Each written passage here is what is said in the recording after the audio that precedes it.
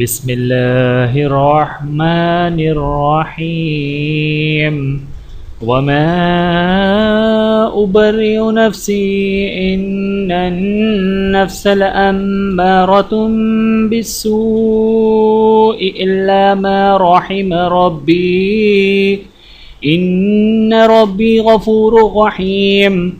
وقال الملك ائتوني به أستخلصه لنفسي فلما كلمه قال إنك اليوم لدينا مكين أمين. قال اجعلني على خزائن الأرض إني حفيظ عليم. وكذلك مكنا ليوسف في الأرض يتبوأ منها حيث يشاء نصيب برحمتنا من نشاء ولا نضيع أجر المحسنين ولأجر الآخرة خير للذين آمنوا وكانوا يتقون. وجاء إخوة يوسف فدخلوا عليه فعرفهم وهم له منكرون. ولما جهزهم بجهازهم قال ائتوني بأخ لكم من أبيكم ألا ترون أني أوفي الكيل وأنا خير المنزلين فإن لم تأتوني بي فلا كيل لكم عندي ولا تقربون. قالوا سنراود عنه أباه وإنا لفاعلون. وقال لفتيانه اجعلوا بضاعتهم في رحالهم لعلهم يعرفونها إذا انقلبوا إلى أهلهم لعلهم يرجعون. فلما رجعوا إلى أبيهم قالوا يا أبانا منع منا الكيل فأرسل معنا أخانا نكتل وإنا له لحافظون. قال هل آمنكم عليه إلا كما أمنتكم على أخيه من قبل فالله خير حافظا وهو أرحم الراحمين. ولما فتحوا متاعهم وجدوا بضاعتهم ردت إليهم قالوا يا أبانا ما نبغي هذه بضاعتنا ردت إلينا ونمير أهلنا ونحفظ أخانا ونزداد كيل بعير ذلك كيل يسير. قال لن أرسله معكم حتى تؤتون موثقا من الله لتأتونني به إلا أن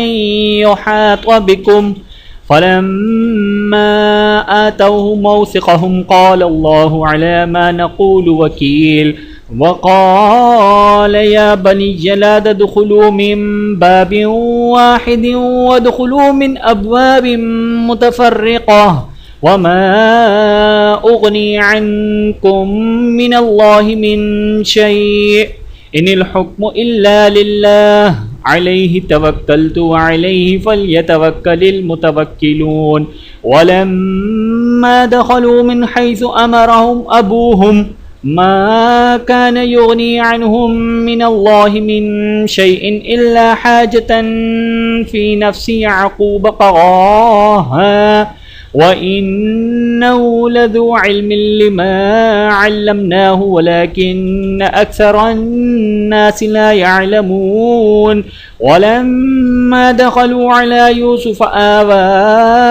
إليه أخاه قال إني أنا أخوك فلا تبتئس بما كانوا يعملون. فلما جهزهم بجهازهم جعل السقاية في رحل أخيه ثم أذن مؤذن أيتها العير إنكم لسارقون. قالوا وأقبلوا عليهم ماذا تفقدون قالوا نفقد صواع الملك ولمن جاء به حمل بعير وأنا به زعيم. قالوا تالله لقد علمتم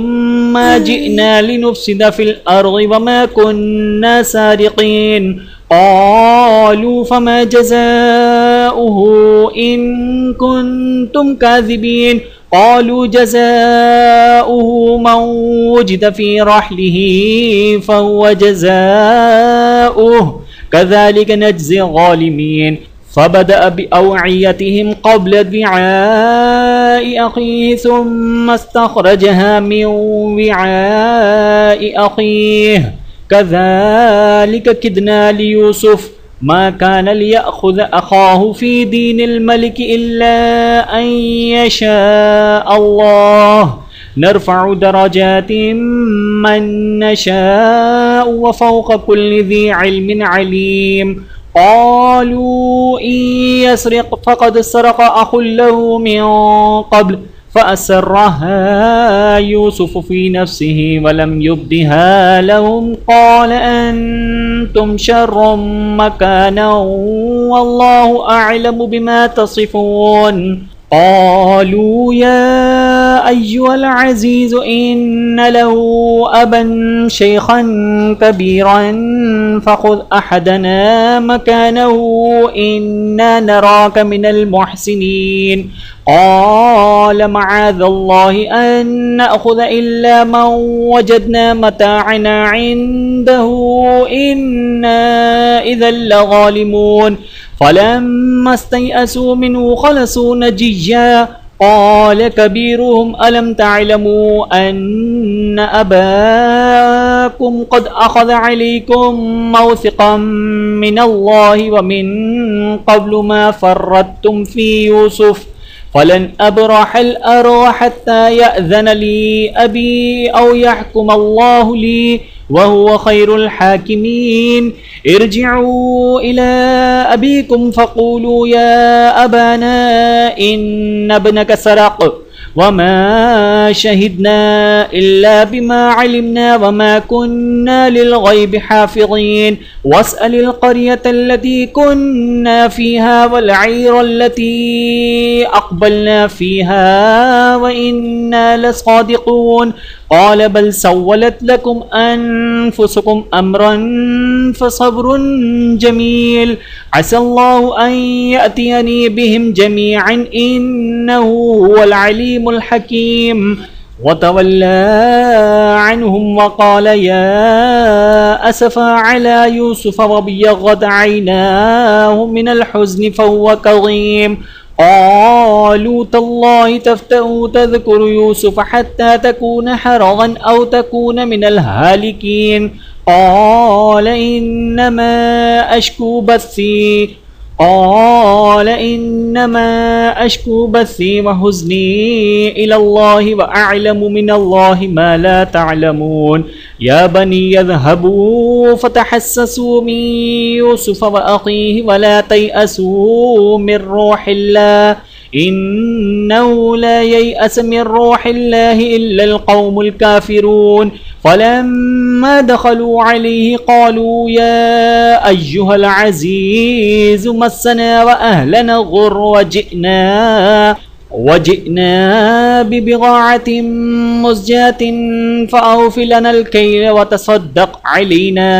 إن الله يجزي المتصدقين. قال هل علمتم ما فعلتم بيوسف وأخيه إذ أنتم جاهلون. قالوا أئنك لأنت يوسف قال أنا يوسف وهذا أخي قد من الله علينا إنه من يتق ويصبر فإن الله لا يضيع أجر المحسنين. قالوا تالله لقد آثرك الله علينا وإن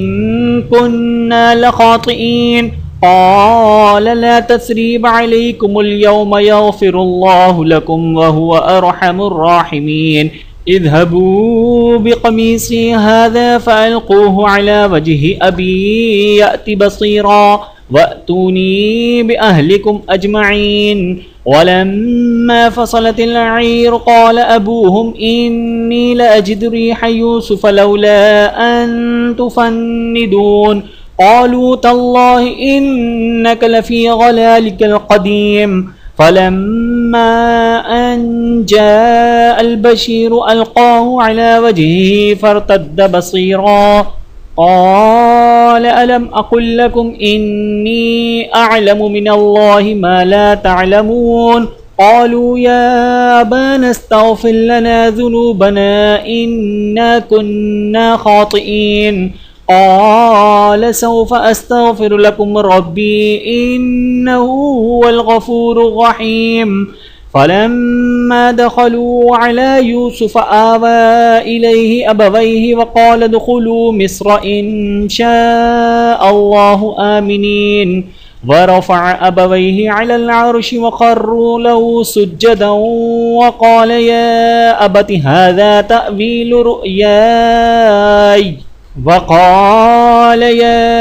هذا تأويل رؤياي من قبل قد جعلها ربي حقا وقد أحسن بي إذ أخرجني من السجن وجاء بكم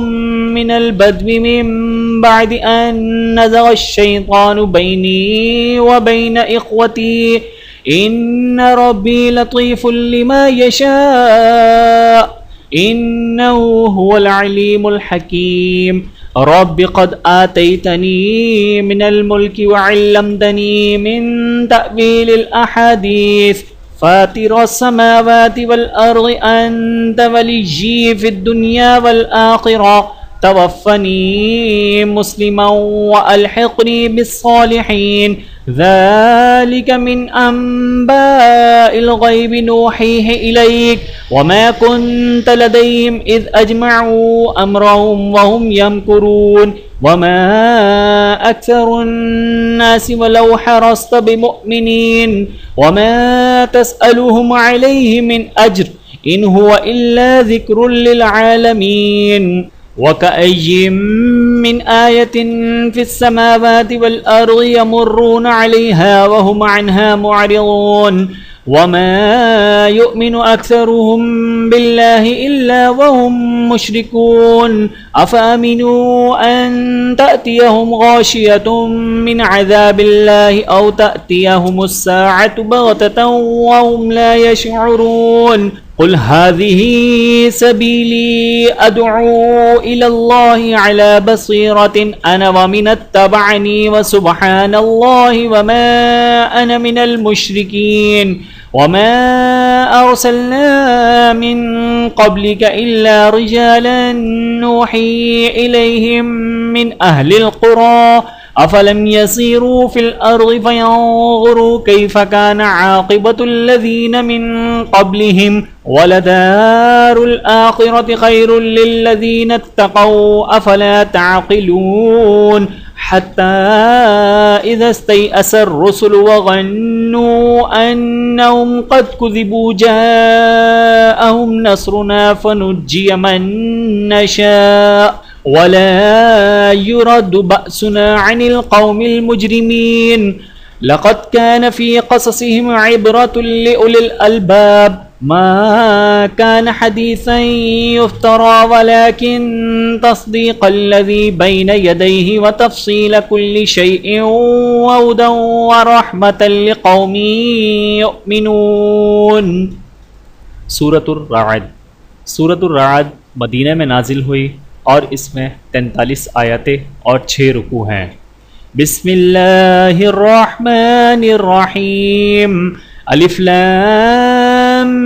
मीम रा तिल्का आयातुल किताब वल्लज़ी उन्ज़िला इलैका मिन रब्बिकल हक़्क़ु वलाकिन्न अक्सरन्नासि ला युमिनून अल्लाहुल्लज़ी रफ़अस समावाति बिग़ैरि अमदिन तरौनहा सुम्मा इस्तवा अलल अर्शि वसख़्ख़रश शम्स वल क़मर कुल्लुन यजरी लिअजलिन मुसम्मा युदब्बिरुल अम्र युफस्सिलुल आयाति लअल्लकुम बिलिक़ाइ रब्बिकुम तूक़िनून वहुवल्लज़ी मद्दल अर्ज़ वजअल फ़ीहा रवासिय वअन्हारा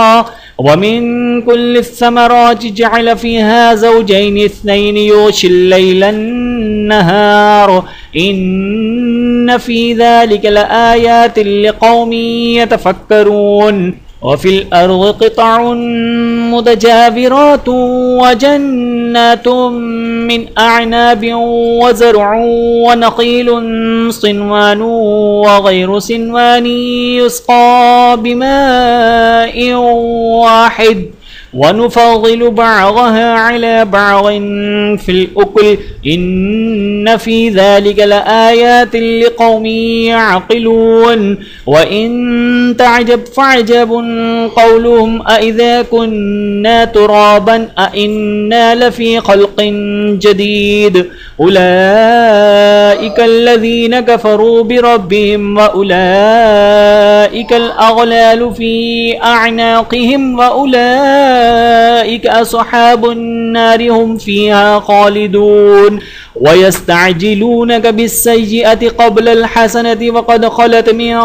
قبلهم المثلات وإن ربك لذو مغفرة للناس على ظلمهم وإن ربك لشديد العقاب ويقول الذين كفروا لولا أنزل عليه آية من ربه إنما أنت منذر ولكل قوم هاد الله يعلم ما تحمل كل أنثى وما تغيض الأرحام وما تزداد وكل شيء عنده بمقدار عالم الغيب والشهادة الكبير المتعال سواء منكم من أسر القول ومن جهر به ومن هو مستخف بالليل وسارب بالنهار له معقبات من بين يديه ومن خلفه يحفظونه من أمر الله إن الله لا يغير ما بقوم حتى يغيروا ما بأنفسهم وإذا أراد الله بقوم سوءا فلا مرد له وما لهم من دونه من وال هو الذي يريكم البرق خوفا وطمعا وينشئ السحاب الثقال ويسبح الرعد بحمده والملائكة من خيفته ويرسل الصواعق فيصيب بها من يشاء وهم يجادلون في الله وهو شديد المحال له دعوة الحق والذين يدعون من دونه لا يستجيبون لهم بشيء إلا كباسط كفيه إلى الماء ليبلغ فاه وما هو ببالغه وما دعاء الكافرين إلا في ضلال ولله يسجد من في السماوات والأرض طوعا وكرها وظلالهم بالغدو والآصال قل من رب السماوات والأرض قل الله قل أفاتخذتم من دونه أولياء لا يملكون لأنفسهم نفعا ولا ضرا قل هل يستوي الأعمى والبصير أم هل تستوي الظلمات والنور أم جعلوا لله شركاء خلقوا كخلقه فتشابه الخلق عليهم قل الله خالق كل شيء وهو الواحد القهار أنزل من السماء ماء فسالت أودية بقدرها فاحتمل السيل زبدا رابيا ومما يوقدون عليه في النار ابتغاء حيلة أو متاع زبد مثله كذلك يضرب الله الحق والباطل فأما الزبد فيذهب جفاء وأما ما ينفع الناس فيمكث في الأرض كذلك يضرب الله الأمثال للذين استجابوا لربهم الحسنى والذين لم يستجيبوا له لو أن لهم ما في الأرض جميعا ومثله معه لافتدوا به أولئك لهم سوء الحساب ومأواهم جهنم وبئس المهاد أفمن يعلم أنما أنزل إليك من ربك الحق كمن هو أعمى إنما يتذكر أولو الألباب الذين يوفون بعهد الله ولا ينقضون الميثاق والذين يصلون ما أمر الله به أن يوصل ويخشون ربهم ويخافون سوء الحساب والذين صبروا ابتغاء وجه ربهم وأقاموا الصلاة وأنفقوا مما رزقناهم سرا وعلانية ويدرؤون بالحسنة السيئة أولئك لهم عقبى الدار جنات عدن يدخلونها ومن صلح من آبائهم وأزواجهم وذرياتهم والملائكة يدخلون عليهم من كل باب سلام عليكم بما صبرتم فنعم عقبى الدار والذين ينقضون عهد الله من بعد ميثاقه ويقطعون ما أمر الله به أن يوصل ويفسدون في الأرض أولئك لهم اللعنة ولهم سوء الدار الله يبسط الرزق لمن يشاء ويقدر وفرحوا بالحياة الدنيا وما الحياة الدنيا في الآخرة إلا متاع ويقول الذين كفروا لولا أنزل عليه آية من ربه قل إن الله يضل من يشاء ويهدي إليه من أناب الذين آمنوا وتطمئن قلوبهم بذكر الله ألا بذكر الله تطمئن القلوب الذين آمنوا وعملوا الصالحات طوبى لهم وحسن مآب كذلك أرسلناك في أمة قد خلت من قبلها لتتلو عليهم الذي أوحينا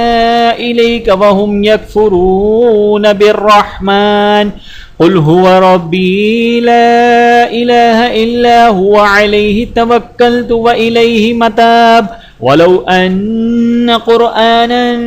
سيرت به الجبال أو قطعت به الأرض أو كلم به الموتى بل لله الأمر جميعا أفلم ييأس الذين آمنوا أن لو يشاء الله لهدى الناس جميعا ولا يزال الذين كفروا تصيبهم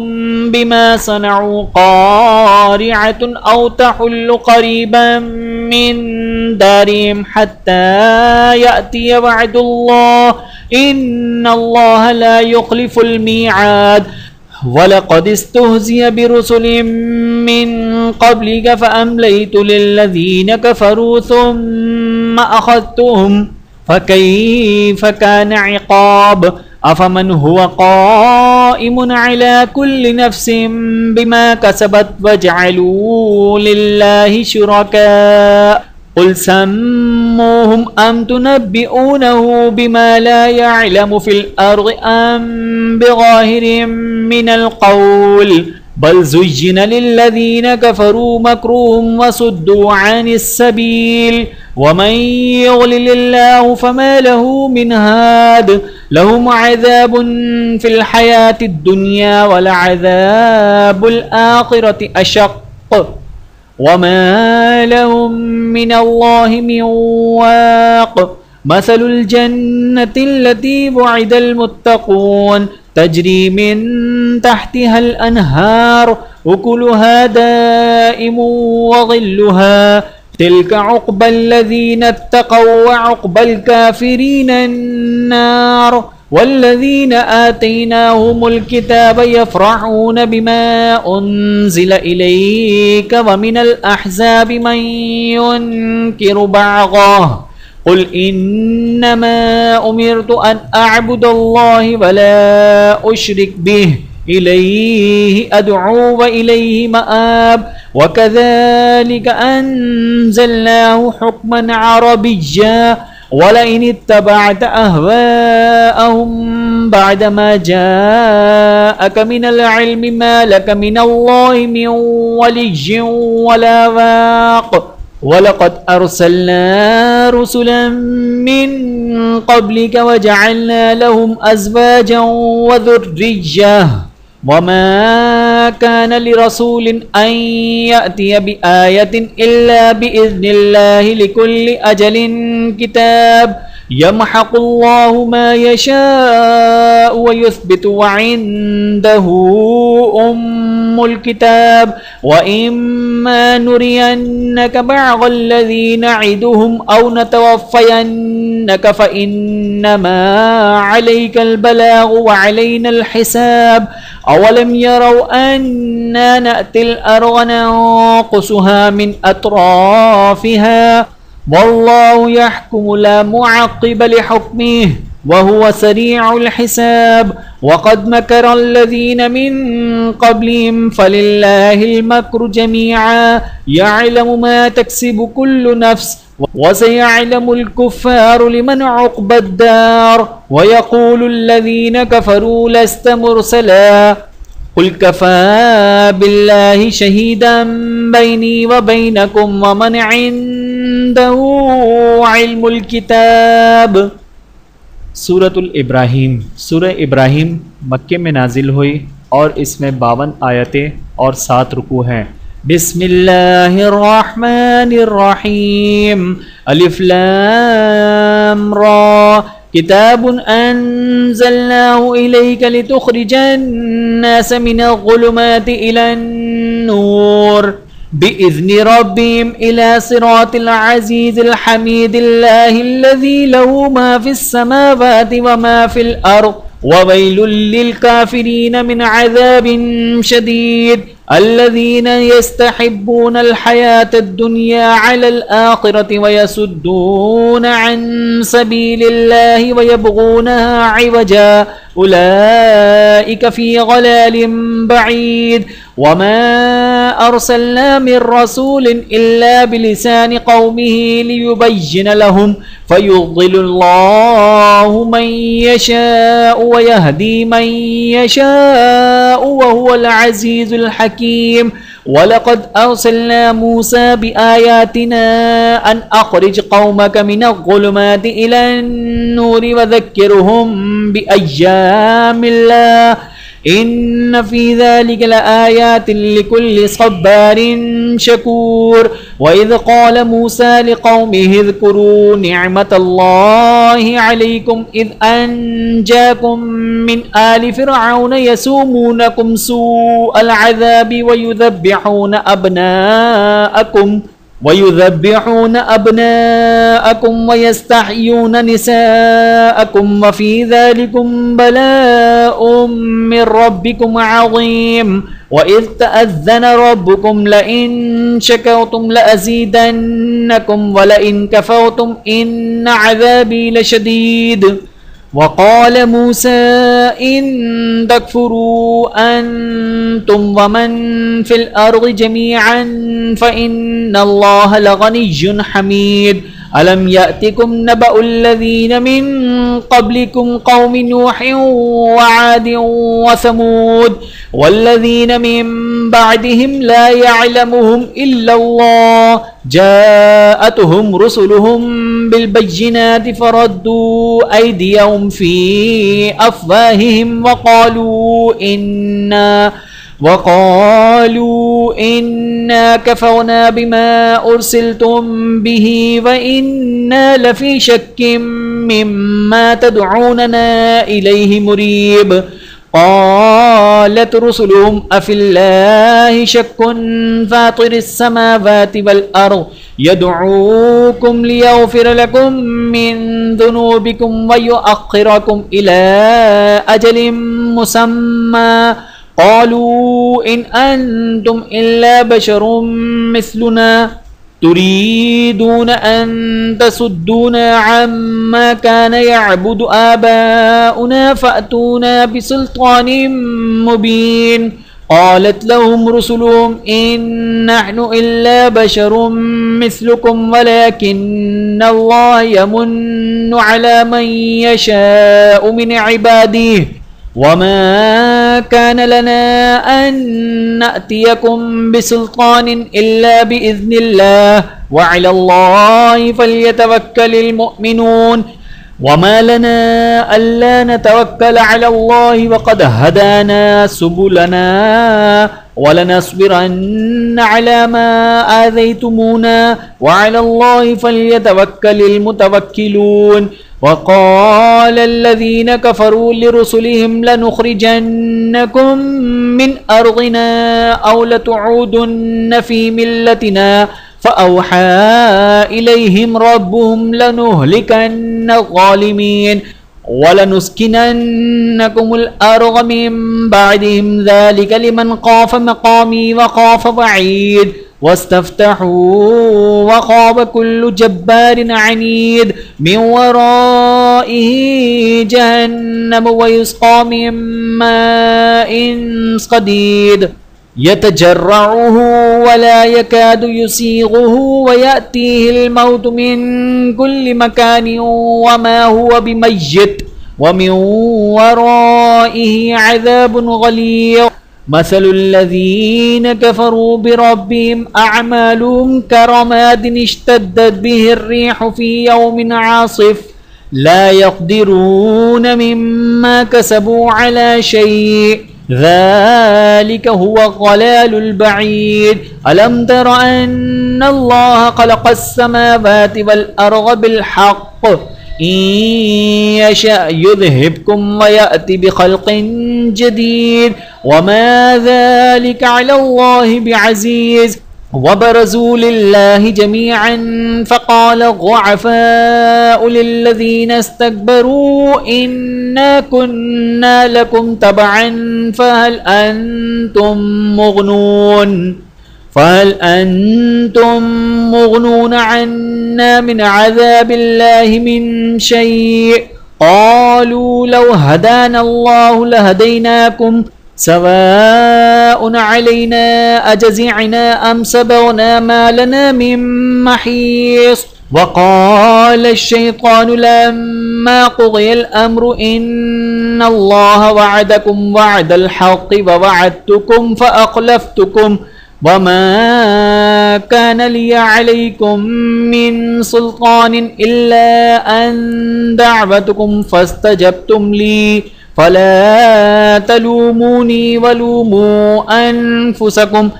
ما أنا بمصرخكم وما أنتم بمصرخي إني كفرت بما أشركتموني من قبل إن الظالمين لهم عذاب أليم. وأدخل الذين آمنوا وعملوا الصالحات جنات تجري من تحتها الأنهار خالدين فيها بإذن ربهم تحيتهم فيها سلام. ألم تر كيف ضرب الله مثلا كلمة طيبة كشجرة طيبة أصلها ثابت وفرعها في السماء تؤتي أكلها كل حين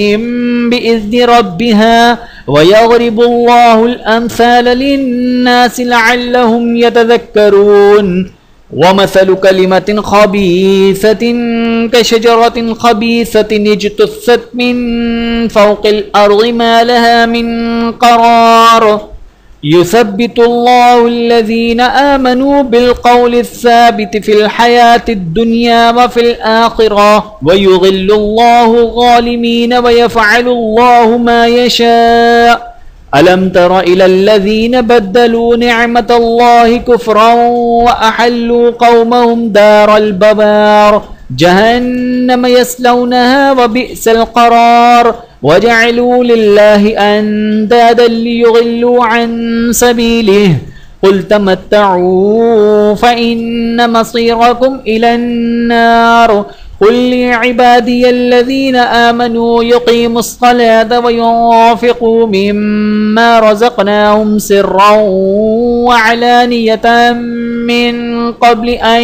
يأتي يوم لا بيع فيه ولا خلال الله الذي خلق السماوات والأرض وأنزل من السماء ماء فأخرج به من الثمرات رزقا لكم وسخر لكم الفلك لتجري في البحر بأمره وسخر لكم الأنهار وسخر لكم الشمس والقمر دائبين وسخر لكم الليل والنهار وآتاكم من كل ما سألتموه وإن تعدوا نعمة الله لا تحصوها إن الإنسان لظلوم كفار وإذ قال إبراهيم رب اجعل هذا بلد آمنا واجنبني وبني أن نعبد الأصنام رب إنهن أضللن كثيرا من الناس فمن تبعني فإنه مني ومن عصاني فإنك غفور رحيم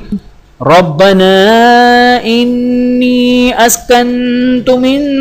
ذريتي بواد غير ذي زرع عند بيتك المحرم ربنا ليقيموا الصلاة فاجعل أفئدة من الناس تهوي إليهم وارزقهم من الثمرات لعلهم يشكرون ربنا إنك تعلم ما نخفي وما نعلن وما يخفى على الله من شيء في الأرض ولا في السماء الحمد لله الذي وهب لي على الكبر إسماعيل وإسحاق إن ربي لسميع الدعاء رب اجعلني مقيم الصلاة ومن ذريتي ربنا وتقبل دعاء ربنا اغفر لي ولوالدي وللمؤمنين يوم يقوم الحساب ولا تحسبن الله غافلا عما يعمل الظالمون إنما يؤخرهم ليوم تشخص فيه الأبصار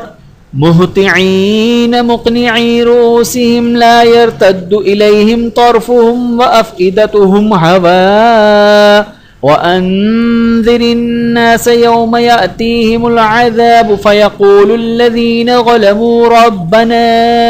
أخرنا إلى أجل قريب نجب دعوتك ونتبع الرسل أولم تكونوا أقسمتم من قبل ما لكم من زوال وسكنتم في مساكن الذين ظلموا أنفسهم وتبين لكم كيف فعلنا بهم وضربنا لكم الأمثال وقد مكروا مكرهم وعند الله مكرهم وإن كان مكرهم لتزول منه الجبال فلا تحسبن الله مخلف وعده رسله يوم تبدل الأرض غير الأرض والسماوات وبرزوا لله الواحد القهار وترى المجرمين يومئذ مقرنين في الأصفاد سرابيل من قطران وتغشى وجوههم النار ليجزي الله كل نفس ما كسبت إن الله سريع الحساب هذا بلاغ للناس ولينذروا به وليعلموا أنما هو إله واحد وليذكر أولو الألباب। सूरतुल हिज्र। सूरतुल हिज्र मक्के में नाजिल हुई और इसमें 99 आयतें और 6 रुकू हैं। बिस्मिल्लाहिर्रहमानिर्रहीम अलिफ लाम रा तिल्क आयातुल किताबि व क़ुरआनिम मुबीन। वीडियो देखने का बहुत शुक्रिया। मज़ीद वीडियोज़ देखने के लिए हमारे चैनल को सब्सक्राइब करें। अगर वीडियो पसंद आए तो लाइक करें। अच्छी बात को दूसरों तक पहुंचाना सदक़ा जारिया है। जज़ाकुमुल्लाहु खैरन कसीरा। अपना और अपने प्यारों का बहुत ज़्यादा ख्याल रखिएगा और मुझे दुआओं में याद रखिएगा। Take care. अल्लाह हाफ़िज़।